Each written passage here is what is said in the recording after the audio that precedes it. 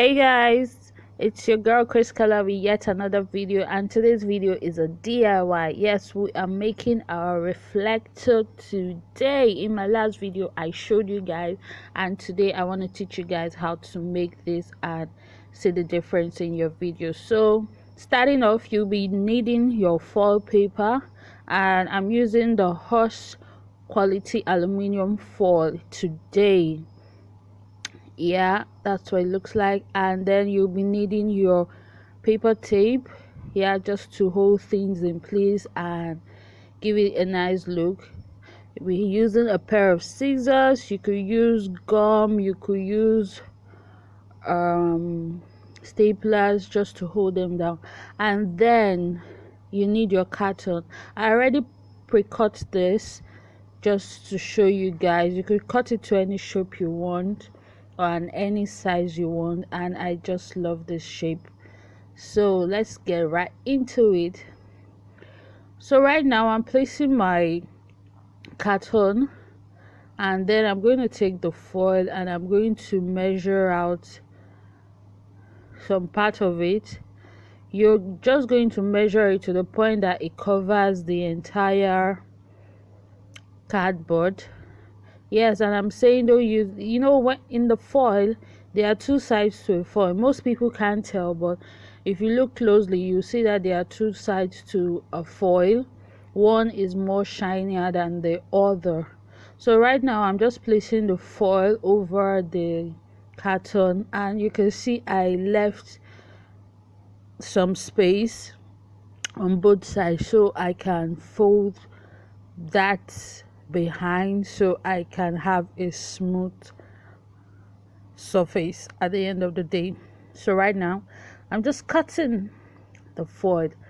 I could have used the cutter that comes with the foil, but it's not easy. So right now I'm just using my hands to smoothing out the surface, and my ring is giving it an imprint, so I don't want that. I had to take that off. So now I'm done smoothing out the surface.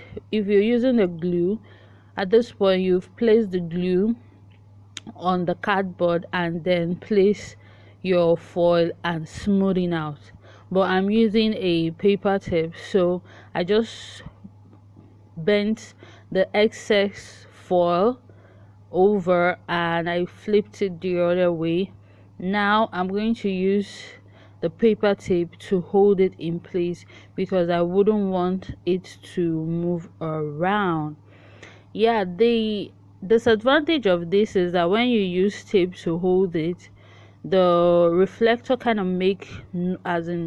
it makes sounds when you kind of touch the surface while filming. But if you use a glue, you apply the glue all over the cardboard in in a way that it just touches everywhere you get, and then you spread your foil and make sure you press and smoothing things out. And that way it wouldn't really make so much sound like this one. But I have paper tape at my disposal, so I am using paper tape. So at this point you can see I didn't just lay it down like I laid the first one. I had to make sure that I drag the foil a little bit just to smoothing things out. Yes, and don't drag too much. This foil, it did tear, so just take it easy. So right now I'm taking some paper tape just to cover up the edges where the foil meets with the cardboard on the other side where we couldn't fold over because of the width of the foil we use. So I'm just folding that over. All this in a easy. You can as well just use it the way it was before this step.